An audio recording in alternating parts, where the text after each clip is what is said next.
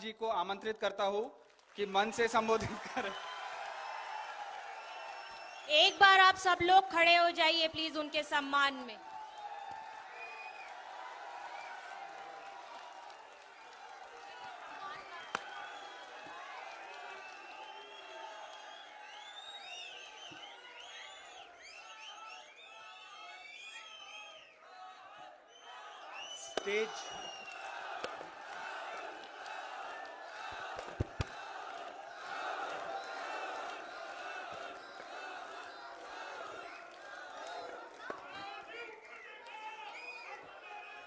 Stage पे वरिष्ठ लोग, लीडर्स, भाइयों और बहनों, आप सबका यहां बहुत बहुत स्वागत, नमस्कार। थोड़ा मैं लेट हो गया, इसके लिए मैं आप सबसे माफी मांगता हूं। थोड़ा आपको कष्ट हुआ, मेरी गलती है, तो सॉरी। अभी आपने, मैं सोच रहा था जब आप कह रहे थे कि 2-3 अलग अलग डिबेट्स हुए थे 1947 में, उससे पहले, और उन्होंने हिंदुस्तान का फाउंडेशन बनाया था, और आपने कहा कि अब वही जो फाउंडेशनल आइडियाज हैं उनको तोड़ा जा रहा है, परे करा जाए। कॉन्स्टिट्यूशन सिर्फ एक किताब नहीं है। कॉन्स्टिट्यूशन, अगर आप इसको थोड़ी गहराई से देखें, ये actually transfer of power document है।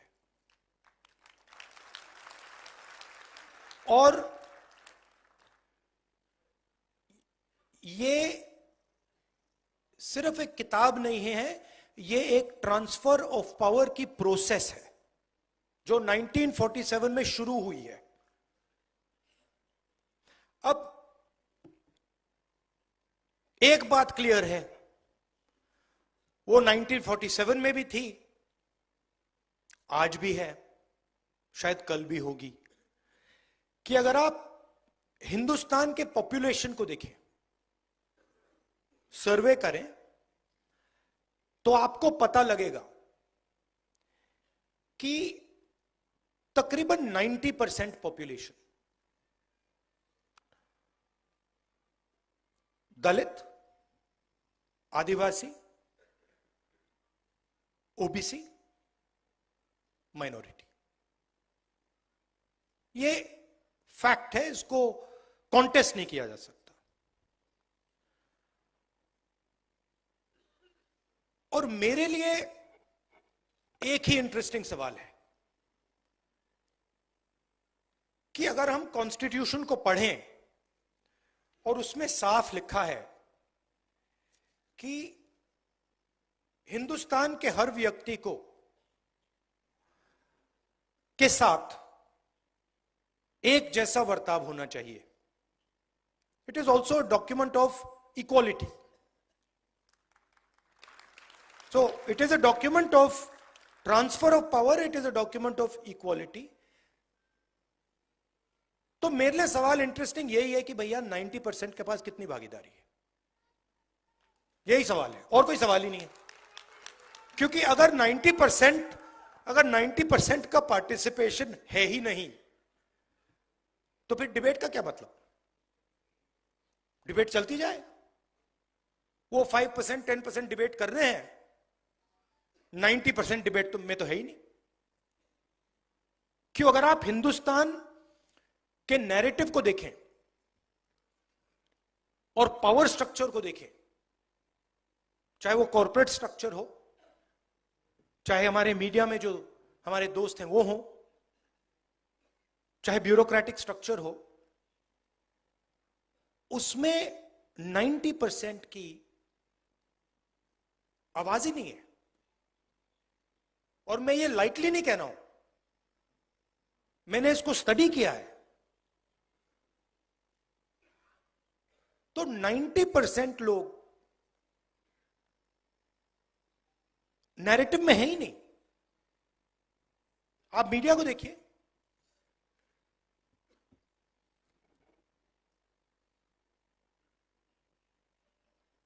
किसान के भी आपने कभी बात देखी है मीडिया में? कभी देखी है आपने? बढ़ई की देखी? मजदूर की देखी? नाई की देखी? जो सफाई कर्मचारी हैं उनकी बात देखी? नेवर। मतलब ऐसा चल रहा है कि ये 90% है ही नहीं। अब इसका आइडिया था कि ये जो 90% हैं, ये डिबेट में शामिल हो, इनको डिबेट के औजार मिले, इनको भागीदारी मिले, इनको पार्टिसिपेशन मिले। अब मान लीजिए यहां पे हम 10 लोग बैठे हैं और मैं माइक लिया हूं और मैं भाषण कर रहा हूं और उनको माइक ही नहीं मिलता है, तो डिबेट किस बात की हो रही है?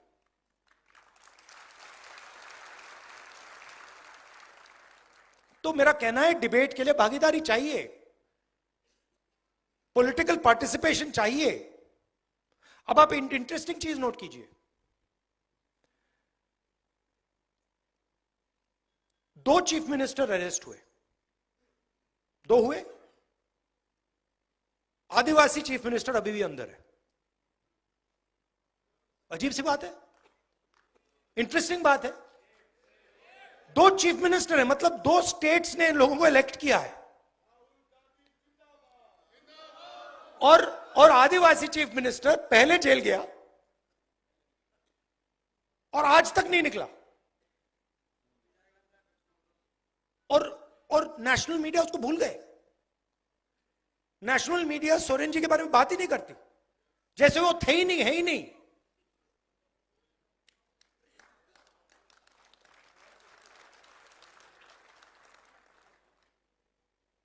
मायावती जी भ्रष्ट है, मगर नवीन पटनायक भ्रष्ट नहीं है।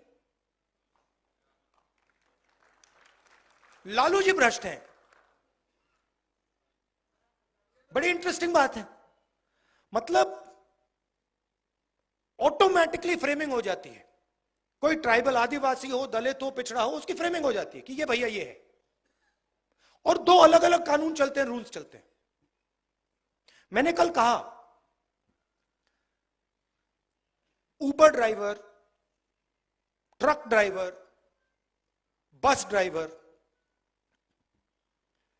गलती से अगर एक्सीडेंट कर देते हैं, किसी को मार देते हैं, एकदम उनको पकड़ के 10 साल की जेल हो जाती है, चाबी फेंक देते हैं। पुणे में 17 साल का बच्चा शराब पी के पोर्श गाड़ी चलाता है, 2 लोगों को मार देता है, और उससे कहा जाता है कि आप ऐसे लिखिए, ऐसे लिखिए। अच्छा भाई, अगर वो ऐसे लिखेगा तो ट्रक ड्राइवर से भी ऐसे लिखाओ, बस ड्राइवर से भी ऐसे लिखाओ, टेम्पो ड्राइवर से भी ऐसे लिखाओ। तो और 2 भाषाएं चल रही हैं, 2 अलग अलग भाषा। मैं आपको उदाहरण देता हूं। एक दिन मैंने कॉन्स्टिट्यूशन क्लब में एक भाषण कर दिया, पता नहीं आपको याद है नहीं। उसमें मैंने कहा, एस्केप वेलोसिटी की बात की, याद है आपको? मैंने कहा कि देखिए, जो दलित कम्युनिटी है हिंदुस्तान में, भारत में, सॉरी गलती, भारत में, जो भारत में दलित कम्युनिटी है, ओबीसी कम्युनिटी है, ट्राइबल कम्युनिटी है, इन पर ऑटोमेटिकली दूसरा प्रेशर लगता है। मतलब शुरुआत से ही। और मैंने एस्केप वेलोसिटी का एग्जांपल दिया। इंटरेस्टिंग बात थी कि भाषण दलितों को, पिछड़ों को, आदिवासियों को बहुत अच्छा लगा। और जो हमारे मीडिया वाले मित्र हैं, हाई फ्लायर्स हैं, उन्होंने उस भाषण को रिडिक्यूल किया। और जब से मैं छोटा था, देखिए एक बात,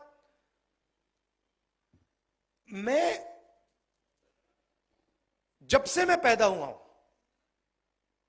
1970 जून 19, तब से मैं सिस्टम के अंदर बैठा था। मैं सिस्टम को अंदर से समझता हूं। मुझसे आप सिस्टम नहीं छुपा सकते। कैसे चलता है, किसको फेवर करता है, किस प्रकार से फेवर करता है, किसकी रक्षा करता है, किसको अटैक करता है, यह सब मुझे मालूम है, दिखता है, क्योंकि मैं उसके अंदर से आया हूं। प्राइम मिनिस्टर हाउस में जब दादी प्राइम मिनिस्टर थी तब था, पापा थे, मनमोहन सिंह जी थे, तब भी मैं जाता था, तो मुझे सिस्टम अंदर से मालूम है। और मैं आपको कह रहा हूं, system is aligned against lower castes. मतलब भयंकर तरीके से, हर लेवल पे। आप कॉर्पोरेट सिस्टम देख लो, मीडिया सिस्टम देख लो, ब्यूरोक्रेसी देख लो, जुडिशरी देख लो, एजुकेशन सिस्टम देख लो, मिलिट्री देख लो, जहां भी आप देखोगे 90% का पार्टिसिपेशन ही नहीं है। और आर्ग्यूमेंट बनाई जाती है, मेरिट की आर्ग्यूमेंट। अब ये कैसे हो सकता है कि 90% के पास मेरिट नहीं है? हो ही नहीं सकता। तो कोई ना कोई कमी तो सिस्टम में है। मैंने पता लगाया, सारे आंकड़े निकाल दिए मैंने। मैं एक दिन आपको दिखाऊंगा, आप मतलब चौंक जाओगे। मीडिया में senior anchors, senior influencers, media owners, senior managers, एक दलित, एक आदिवासी, एक ओबीसी नहीं है। एक नहीं है। मैंने पूरी लिस्ट निकाली, एक नहीं मिला। फिर एक मीडिया का ओनर था, जानता हूं उसको, तो मैंने उनसे कहा कि देखिए एक बात बताइए, मुझे एक बात समझ नहीं आ रही। कहते हैं क्या? मैंने कहा आप एंड में आप अपना न्यूज़पेपर बेचना चाहते हो, आप अपना प्रोडक्ट बेचना चाहते हो? कहता है हाँ। तो मैंने कहा मुझे ये आप समझाओ कि 90% जो लोग हैं उनकी बात आप क्यों नहीं करते हो?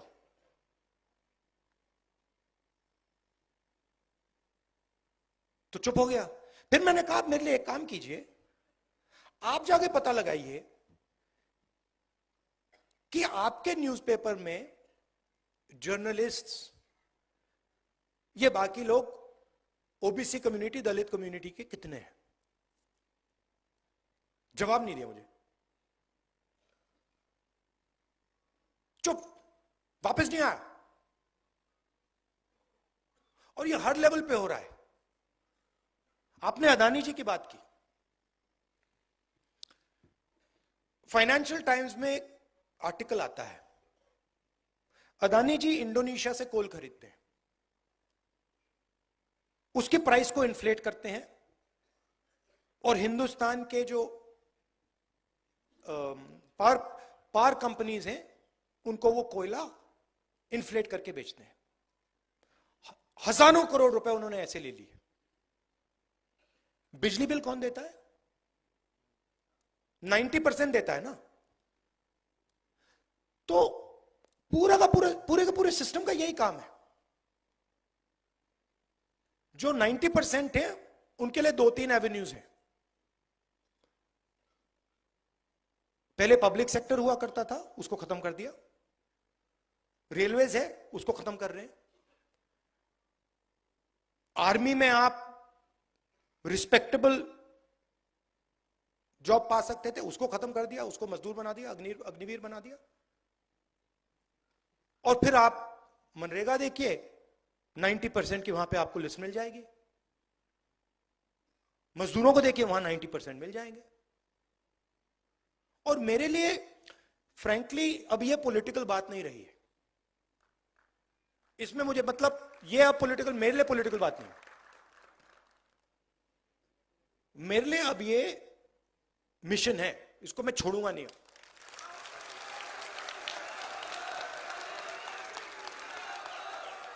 क्योंकि अगर हम भारत की बात करें, अगर हम भारत की बात करें और उसमें 90% की बात ही नहीं चल रही है, 90% को भागीदारी नहीं मिल रही है, तो ये कैसा भारत है? तो ये वही भारत है महाराजाओं वाला, पुराना वाला, राजा महाराजा वाला, जिसमें मतलब 1-2 व्यक्ति पूरा का पूरा सब डिसीजन ले लेंगे, जिसकी जमीन हड़पनी हड़प लेंगे, जो भी करना करेंगे। उसके खिलाफ तो हम लड़े, यही तो है वो।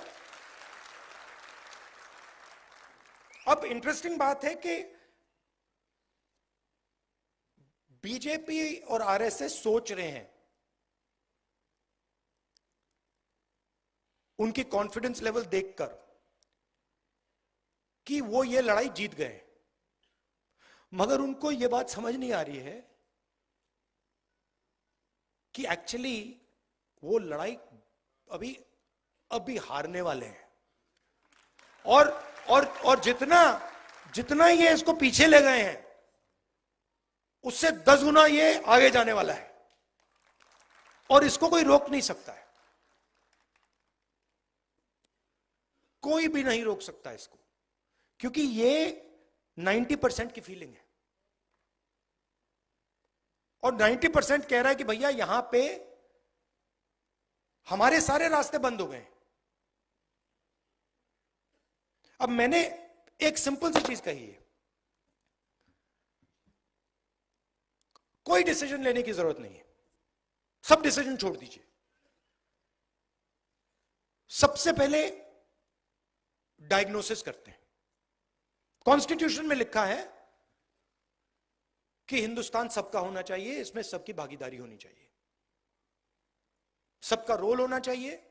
एजुकेशन सिस्टम में पार्टिसिपेशन सब कम्युनिटीज का होना चाहिए, मेडिकल सिस्टम में होना चाहिए, इकोनॉमिक सिस्टम में होना चाहिए, मिलिट्री सिस्टम में होना चाहिए, जुडिशियल सिस्टम में होना चाहिए, ये कहता है। और मैं ये कह रहा हूं कि ये असेस करते हैं। 70-80 साल हो गए।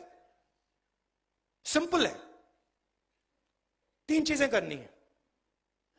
सबसे पहले यह पता लगाना है किसकी कितनी आबादी है, जाति जनगणना,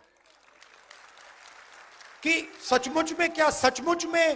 सचमुच में ओबीसी 50% है या 55 है या 60 है या 40 है, दलित 15 है या 20 है, आदिवासी कितना है, माइनॉरिटी कितना है, गरीब जनरल कास्ट कितना है, यह पता लगाना है सबसे पहले। दूसरी बात डीएनटी। दूसरी बात, जो हमारी सारी की सारी संस्थाएं हैं, जुडिशरी हो, प्रेस हो, मीडिया हो, सारी की सारी संस्थाएं, उसमें हमें एक सर्वे करना है कि 90% के पास इन संस्थाओं में कितना पावर है, कितनी भागीदारी है, और इन 90% के लोग कहां हैं, किस पोजीशन पे हैं और कितने हैं।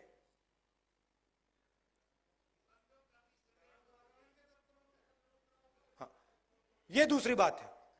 और तीसरी बात, इकोनॉमिक फाइनेंशियल सर्वे, कि हिंदुस्तान का जो धन है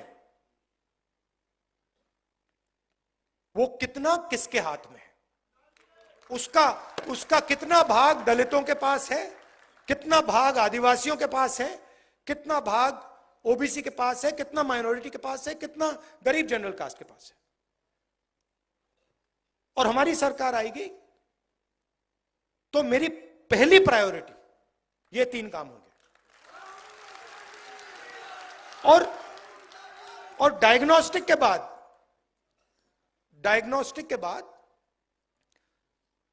ऑटोमेटिकली सबको पता लग जाएगा कि देश की हालत क्या है,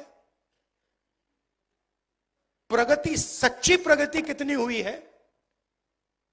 देखिए, अगर आपने 1% लोगों को, हिंदुस्तान की प्रगति की बात होती है, अगर आपने 1% लोगों को हिंदुस्तान का 40% धन पकड़ा दिया तो ये कौन सी प्रगति है? ये तो हम वापस महाराजा वाले सिस्टम में पहुंच गए। तो प्रगति के लिए सबसे जरूरी शब्द पावर शेयरिंग, भागीदारी है। एक और बड़ी फैशनेबल चीज चली है कि भाई मोदी जी बहुत कहते हैं हमने ओबीसी को, दलित को इज्जत दी। देखिए, इज्जत आप दे रहे हो, हमें इज्जत नहीं चाहिए, हमें पावर शेयरिंग चाहिए। आप अपनी इज्जत रखिए, आप अपनी इज्जत रखिए। जिस दिन दलितों को, आदिवासियों को, पिछड़ों को पावर शेयरिंग में जगह मिल गई तो इज्जत अपने आप मिल जाएगी, आपकी कोई जरूरत ही नहीं। तो ये आइडिया कि ऊपर से इज्जत दी जाएगी, अमीर लोग गरीबों को इज्जत देंगे, ना, कोई जरूरत नहीं है। आप अपनी इज्जत रखिए, उठा के रखिए अपनी इज्जत, हमें नहीं चाहिए। हमें पावर शेयरिंग चाहिए, हमें इंस्टीट्यूशन में जगह चाहिए, और हमें डायग्नोसिस चाहिए कि ये हिंदुस्तान की सच्चाई है। आज ये सच्चाई है, 70 साल पहले वो सच्चाई थी, आज ये सच्चाई है, और सच्चाई के बल पर हम आगे जा पाएंगे। तो ये मैं आपसे कहना चाहता था। और ये आजकल फैशन चला हुआ है, मोदी जी के लोग कह रहे हैं कि भैया हम इसको बदल देंगे, ये इसको हम चेंज कर देंगे, इसको फेंक देंगे, इसको फाड़ देंगे। ये आप लोग ये सपना मत देखिए, आपकी बस की नहीं है। इसको कोई छू नहीं सकता है, कोई शक्ति नहीं छू सकती है, और जो छुएगा उसका मुकाबला हम सब करेंगे। ये और ये जो है ना किताब, ये एक और बात इसके बारे में कहना चाहता हूं। ये लोग कहते हैं कि ये किताब इंडिपेंडेंस के टाइम बनी है, ये गलत है। ये किताब बहुत पहले बनी थी, इसको इस फॉन्ट में नहीं रखा गया था। मगर अगर आप गुरु नानक जी से बात करते तो वो भी कॉन्स्टिट्यूशन की ही बात कर रहे थे।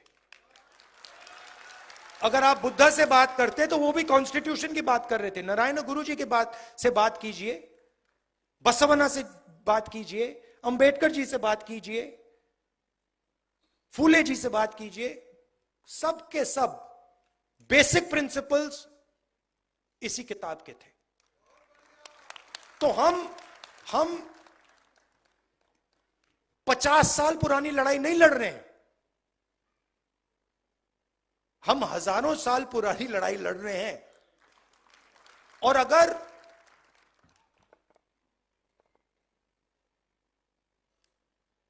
उनका एक विजन है, मोदी जी का, आरएसएस का, उनका एक विजन है।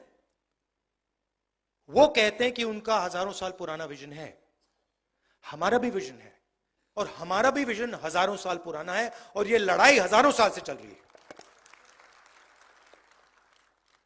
तो ये मैं आपसे कहना चाहता था। एक्चुअली आप मुझे रास्ता देते हैं, क्योंकि आपका एक्सपीरियंस है। मैं अगर कहूं कि जो दलितों के दिल में फीलिंग आती है, उसको मैं समझता हूं, वो गलत है। तो मेरा काम आपकी जो फीलिंग है उसको समझने का है, आपका जो दर्द है उसको समझने का है, और आपके साथ मिलकर लड़ने का है। और मैं आपको यह कहना चाहता हूं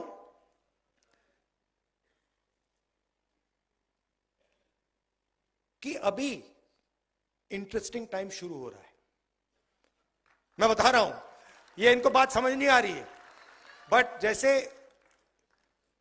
जैसे वेव ऊपर बढ़ती बढ़ती बढ़ती जाती है ना, फिर गिरती है। ये बीजेपी का अब अंत आ रहा है, ये अंत आ रहा है, ये गिरेगी अब। और हमारा काम, हम सबका काम सीरियसली एक विजन बनाने का है, अगले 10 साल का, अगले 20 साल का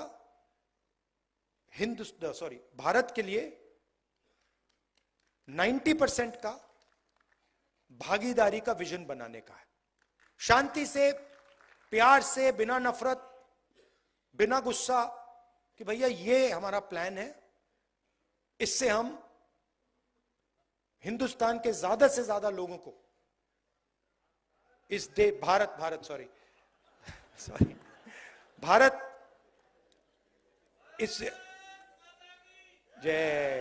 इससे हम ज्यादा से ज्यादा लोगों को इस देश के प्रगति में, इस देश के फ्यूचर में हम शामिल कर सके। और ये लंबा रास्ता है, हम सब एक साथ इस पे चलेंगे और बहुत अच्छा रिजल्ट आएगा। आप सबका दिल से बहुत बहुत धन्यवाद। एक बार फिर माफी मांगता हूं, थोड़ा लेट हो गया। धन्यवाद, नमस्कार।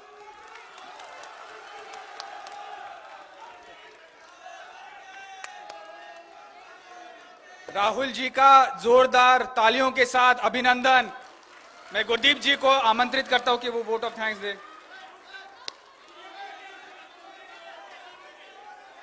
जोरदार तालियों के साथ उनका अभिनंदन, प्लीज।